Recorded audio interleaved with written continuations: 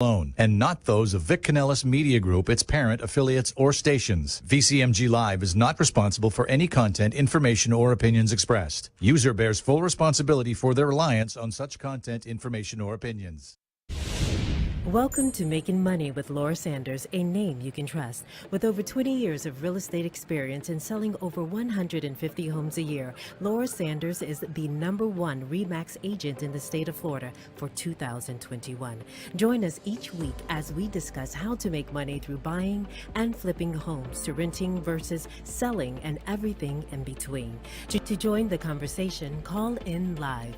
888-994-4995, Studio A. Hi everyone, and welcome to Making Money with Laura Sanders, and I am your host, Laura Sanders.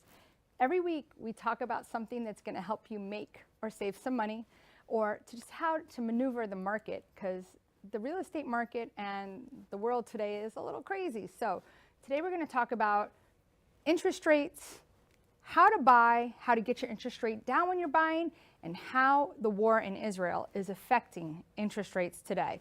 These are all really important topics, especially if you're a buyer, you're a seller, or you're a realtor. So pretty much everybody. So we want to welcome one of our favorite sponsors, Max Fisch, with Nationwide Mortgage. So welcome. Thank you. Welcome Always back a again. pleasure. Always a pleasure. So you're going to tell us today first, what is going on with interest rates? How is that being affected by the war in Israel? And is that going to affect us? I think it's affected a little bit. Yeah. We're seeing a little bit of change. I think always when there's a war out there, it does affect the climate when we're talking about financial aspects. And then let's talk about how can we help our sellers sell their properties and help our buyers get off the fence to make a decision, because I think, and I mean, I think I'm an expert, and apparently, according to another realtor, said I'm a legend in my own mind. So, in my own mind, I love that. Obviously, competitor. Yeah. So, with that being said, I think that when interest rates start to drop, people are going to run out to go buy as soon as they come to a really good rate. Yeah. You'll see that when it's stable a little bit. And we have very low inventory. Yeah. So I haven't seen inventory picking up in the last 2-3 years. It's been a very stable turnover, very slow. So tell me what you think, but let's start first with the war and how that's affecting us. Yeah, so I think that it hasn't affected us too much yet. It hasn't leaked over. I mean, this is brand new news. Right. So this is as of last week. But to go deeper into why that could affect us is just because historically interest rates respond to when the economy's in flux. Right. Okay. They respond better to that. It almost moves inversely. Like the better our economy does, typically, the worse the interest rates are. Okay. Right. That's why during COVID, rates were so low, because it was almost like there was too many people trying to find a safe haven for their money on the secondary market. Okay. So you have investors that if things are in flux in the economy, and they're unsure of what direction things are heading, they pull their money out of other investments that they have and they put them in safe investments like mortgage-backed securities, which drives rates down because the demand is so high. But when investors start to pull their money out, sell their mortgage-backed securities and put them in other places, now the rates have to go up to be able to attract investors back. Okay. Or else there's not liquidity in the market. So does that all make sense? Yeah. Yeah. So it's not easy. Yeah. But yeah. So I mean, it's pretty much just, if you want somebody to buy something, if you have to either raise or lower the price in stocks. You want to raise the interest that somebody's going to be earning on their money to be able to attract them to buy. Right. So as interest rates rise on our properties, then our interest rates are rising on CDs, where everybody's running now to CDs. Correct. So what I find most in the market today is I'm finding that people that have equity are moving to places that are less expensive. They're okay letting go of that 2.9% interest rate. Yep. Take their money, pay cash cash for where they're going and take the rest of their money and have like a nest egg. Yep. So those are typically who are people that are willing to go on the market, hence why our inventory Sure. is so low, right? Like we'll see a lot of people that are moving from, even if you say from Broward to Palm Beach, Yeah. you know, and it's funny, I'm starting to take a global look at how interest, like taxes and insurances in other states versus Florida, and how that works, because 8% here is 8% somewhere else, right? And then it's just a matter of what do you get. Like years and years ago, when I first moved here, many years ago, people used to come here and they'd be like, "Oh my God, like it was a mansion for what you got." Yeah. But now we're almost just as expensive as New York, as California. Yep. And Especially with insurance and taxes when you throw that into the equation. I'm always wondering, like, how are we going to get a reprieve from that? Well, that's what we're here for, right? Like lately I've been doing a lot of trainings and seminars at title offices and real estate offices on how to leverage financing in this market in order to win, right? So let's take a commercial break. Let's do that, come back, because that alone is going to be how we're going to teach you how to help your clients buy. So just stay tuned. We're going to have our sponsors and our commercials, and we'll be right back. Whether you're buying, selling, refinancing, or building your dream home, you have a lot riding on your loan specialist. Max Fisch, a top 1% mortgage loan officer in the nation, will give you a same-day qualifying quote. Max Fisch is committed to providing his customers with mortgage services that exceed their expectations. Ensuring that you make the right choice for you and your family is his ultimate goal. Contact Max Fisch today at 954-729-6933 or max.fisch@nwmcorp.net. At JK Closing Attorneys, we do all of the same things that a title company does, but with the benefits of being a law office. We can help with residential real estate, short sales, commercial real estate, refinances, 1031 exchanges, and FRIPTA withholding. Contact JK Closing Attorneys today at 954-332-3111. Again, that is 954-332-3111. You have been watching Making Money with Laura. For more information, contact Laura Sanders at 954-650-0827 or visit her website at theloracell.com. And now back to the show. Hi everyone, and welcome back to Making Money with Laura Sanders, and I am your host, Laura Sanders. So today we're here with Max Fisch. We're talking about everything that's going on in the economy, the war in Israel, how that's affecting us, but what can we do as agents to get our clients off the fence to buy houses and to get our sellers to help to make the transition easier and get more money for their house and actually sell their house? So let's talk about that. Yeah, so you know, it's funny because people that I talk to, I say, why aren't you in the market to purchase a house now? Well, because rates are too high. Well, what do you need rates to come down to in order to feel comfortable? And they'll tell me, well, if rate is 7.5, I needed to come down to at least in the 5s. And I say, well, when do you think that's going to happen? And almost always, maybe in the next year or two. Well, I said, if you could have a rate in the 5s right now for the next year or two, would that solve all your problems? Right? Because that's what you just told me. Right? And most of the time that conversation ends in, yeah, if I could get a rate in the 5s right now, at least for the next year or two, before rates drop, then I'd be in the market to buy. Right. Well, we can do that. Which is called a 2-1. It's called a temporary rate buy down. Right. But the key to note is that we don't want sellers to suffer when buyers decide to use this program. So what I mean by that is that typically, in order to use this program, it has to be paid for by a seller concession. Okay. Right? And so sellers immediately are like, well, why am I going to contribute to their rate buy down? I don't care. Well, there's a couple of reasons why I think sellers should care.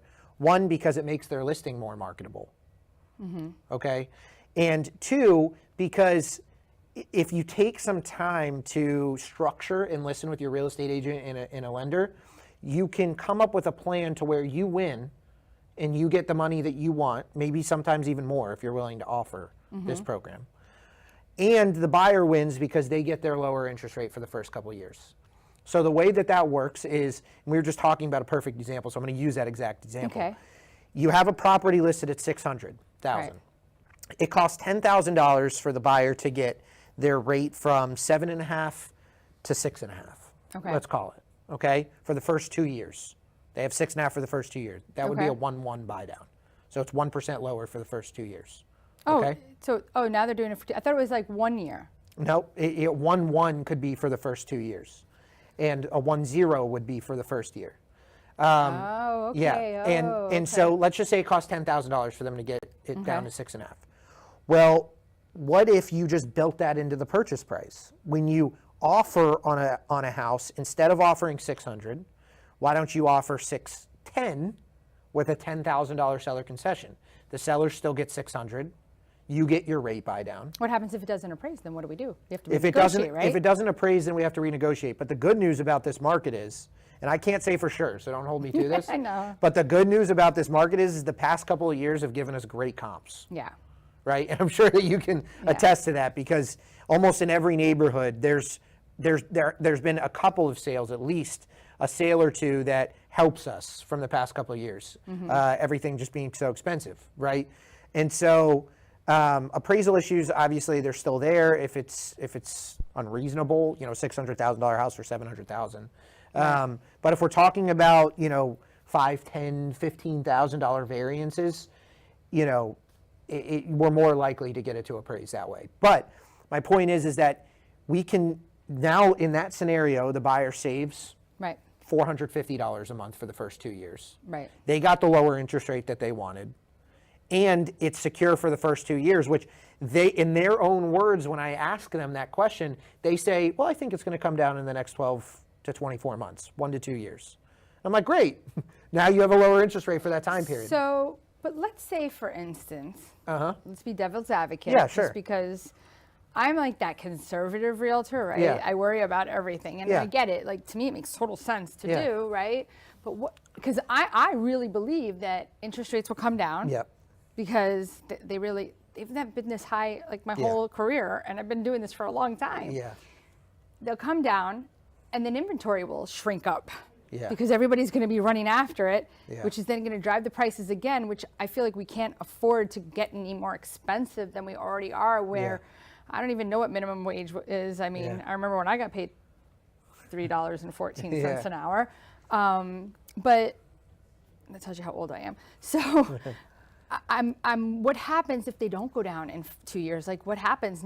I mean, I know that they have to qualify Yeah. on what the real rate is. That's what I was going to say. Right? Yeah. So I know that. So like if the interest rate's 7 3/4, Yeah. they have to qualify in 7 3/4, but they're getting it for 6 3/4 to make them feel better about it, which is a couple $100 cheaper a month. I get that. Well, to answer your question, there's some safeguards against it. So number one, again, just to reiterate, they do have to qualify based off the initial rate. But number two, it's easier to mentally prepare, because I don't want anybody to get the wrong idea. These aren't adjustable rates.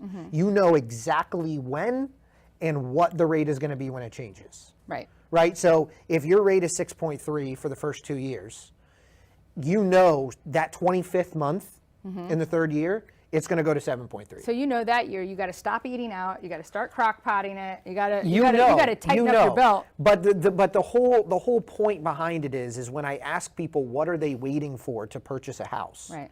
they tell me they're waiting for rates to go down in the next year or two, right? Yeah. And the reality is that if rates don't go down and they use this program, the worst thing that happened is they gained an asset, because they would have been waiting anyways. And they would have been renting. And you're renting, you're paying, And they would have just been yeah. waiting, and they would have spent way more money doing that, mathematically speaking. Are you pretty familiar with like how the whole write-off process goes with mortgage, I mean, like with taxes, because they changed that in the last few years and it wasn't as advantageous, because we would always say, oh, it's now you can write it off. Like, so what does that look like today? So my understanding is, and I truly am just playing an accountant on the radio right now. But, yeah, no, you're not an accountant, so like, but this is the basics. We're not here to give perfect information. Nothing perfect here. Correct. Just me. No, I'm just kidding. a disclaimer. My understanding is that you can write off the interest you pay on a mortgage throughout the year. You can write off property taxes, is my understanding. Up to a certain amount. Up to a certain amount. 10,000? Yeah, I believe it's up to 10,000 you can write off. And then the biggest thing is you can't write off capital improvements to primary residences. To investment properties you can. Okay. But not to primary residence. If you were like, hey, I want to change my roof, and you can't write that off. But you can take that off, save everything you do over the 20 can years take you it off own of the it capital at the very gains end. tax, yes. Because let's say, for instance, you buy a house, and one of the things I want to tell our audience, like realtors, buyers, sellers, like the one thing I can always tell you, in 10 years, you're always going to be happy that you bought that property. Yeah. I get it. It's a lot of work, the maintenance, it's a lot, right? But in 10 years from now, you're going to be like, I'm so glad I did that. Even I look back and I go, oh my God, if I'd waited, you know. And there's something else that's important to point out to people too, which I'll get back to. But you save all that, because let's just say you buy it for $250,000. Now it's worth $750,000. If you're married, you get $500,000. Yep. I don't need to be an accountant for that. I know that, right? Yeah. As long as you live 2 out of 5 years there. Yep. Now, let's say I have a client right now. She's like, I don't want to do any more work to it because we're going to have capital gains. I go, okay, so let me get this straight. If you make $100,000 more and it costs you $10,000, and you're going to have to pay $10,000 in taxes on that $100,000, you still made $80,000. You don't want to make $80,000. I'm like, it's actually 82, I think, because you're not paying tax on. I'm like, you don't want to make $82,000 more. Like, who cares if there's a tax? It's only on what's left after. So it's not really a big deal. But the other thing is, which I had somebody that was like kind of on the fence, and I was able to convince them to tell them like that buying was in their best interest, because they were ready to change their profession, their career, and they had just sold their house. Yeah. Now, most people don't know this, but your tax portability, which is a big deal, and it can be lost, is 3 years from the January of which you sold. So if you're selling your house today in October, it's going to be 3 years from the January that just passed, which is 10 months ago. Yeah. So you would have to buy by the end of, so we're in 2023. I'm like making sure we're not in 2024. So 24 or 25, you have to buy by December of 25. Yes. Okay? Yep. But if they're changing their job, they need that for 2 years. That's interesting. Right? Yeah. So they're not changed it yet. Yeah. They're going to change it some midway in 2024. Yeah. Now they're going to want to buy a house in 2024, and you're going to look at them and say, yeah, you need to be in this profession for at least another year before I can use your money. Otherwise, you're going to make them go with some kind of crazy loan program, but they're not self-employed, they're a W-2. Yeah. So now you're going to say, well, you don't qualify, you need to wait until you have more, right? Because That's you haven't interesting. been in this profession for 2 years. So now you're going to lose your portability. And I looked, it was going to be like $2,500 a year that's lost. Like, you really need somebody that sits down and analyzes like everything about what it is that you're doing. Sure. But yeah, a lot of people don't think about that. Yeah, I mean, listen, the reality is that the majority of people aren't upset that they bought homes, like that they own a house. Listen, the majority of people, if they just stuck it out during the short sale period of 2007, 8, 9, Yeah. like 10, it was kind of over. It was like, that was just a good time to buy. They weren't really Yeah. short sales, maybe here and there, but they were just, prices were good, right? That was like, anybody who bought in 2010, you were like a genius. Yeah. Well, the reality is you're absolutely correct. The reality is that people dramatize that time period of saying, hey, and they use it as a reason why they don't want to Different purchase loan homes. programs. Or well, first of all, there was way different loan programs and different Pick a pays. qualification. But if most people during that time period, like you said, just stuck it out for 24 to 36 months, they still won. They would still come out on top. It was just the problem is that we're like mentally programmed to like if our stocks are lower 1 year or whatever, we're just like, okay, we're like, take what you have. But sometimes it's riding that out. It was only for a short blip of time to where things were down, and then they just started coming back up again. And when the masses run the other way, you run towards it. Don't run away with them. People are concerned, and the majority of people talk about, oh, the rates are too high, the rates are too high. Great. You should buy because the rates will come down. And they're like, well, I don't want to pay for the refinance. I'm like, so let me get this straight. You'd rather pay $50,000 over the purchase price than to spend $10,000. It's not even $10,000 because where people get confused is a lot of the costs are in the prepaids. What is a prepaid? Yeah. Right? Yeah. So prepaid insurance. They don't, right. And you're getting that back from the mortgage company when you do the refi. Correct. But people are focused on that big number. I know. So technically it might be costing them 4 or 5, and if they already bought from you from the beginning, you're not even charging them any of those other costs. You're just charging them the hard costs. Yep. So I think that we need to like kind of sit down with pen and paper and show people, hey, like if you buy today, right? Not only that, and if you mention chicken, you get your appraisal. I mean, the best time to buy, that's true, and nobody's done that. But the best. What's wrong with you people? Chicken, chicken, chicken, chicken. You see Max, you say chicken. The best time to buy was always a year ago. You know, that's I mean, just what year was it? The reality the reality is people that told me last year that they weren't buying because it was a bad time tell me this year that they wish they would have bought a year ago. Actually, I think it's better for the people who have bought with the higher interest rate than to buy paying $100,000. Well, yeah, because like we've said, you can change your rate, but you can't change what you paid for a house. Right. You know, so. And some people, like, when I started analyzing the market over the last year, I was sitting here going, I can't believe this still went up. Like, I know. What is going on? I met with somebody last year, and 55 plus, and I was like, you actually went up over 100,000 from last year to this year. Yeah. I mean, South Florida real estate it's one of those things that there's not that much more room to build.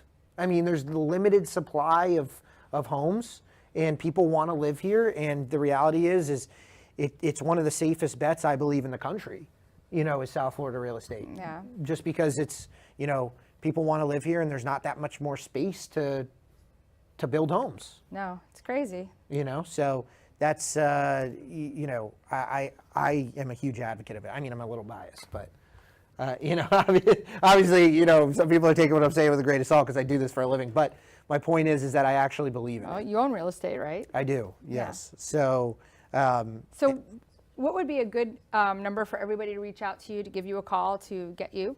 Yeah, so a perfect number is my personal line, 954-729-6933. That's 954-729-6933. And if you are looking for a top agent, need somebody to help you make sure that your home's looking in the best shape possible, getting top dollar, I have shown that I'm getting 4 or 5 offers in the first week with homes that have been remodeled by yours truly. So, I mean, I help to make sure that you feel comfortable and safe, that you're not going to get your money taken from you. So give me a call at 954-650-0827.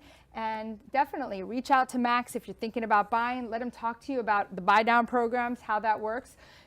He didn't even mention it, but you can do it for 2 or 3 years. It's a lot more expensive, but if it makes you feel safe, definitely an option out there. So, you know, but it could also be wasted money too in case interest rates do come down, and I don't know if that money can be given back to you if you don't utilize it within a time frame. It can. It sits in a pot. So say that real quick. Tell them, because that I think is super important. If you get a seller concession towards your rate buy down, and you don't keep the loan for long enough to, you know, through that period, if it's a 3-year rate buy down and you refinance after a year, the 2 years remaining, the funds go back to you towards your refinance. Awesome. Yeah. So that could create it where it doesn't cost you anything. Correct. Yep. So guys, give Max a call. 954-729-6933. Did I get that? Yeah, oh my God, did. I can't even remember what I had for breakfast. You and I didn't did. get that yet. That's awesome. I'll see if I can do it later. Anyway, give us a call. We look forward to hearing from you, and make it a great day. Thank you for tuning in for Making Money with Laura Sanders, a name you can trust. To join the conversation, call us at the studio, 888-994-4995 Studio A, or contact Laura directly at 954-650-0827. Laura Sanders, a name you can trust. We look forward to seeing you next week.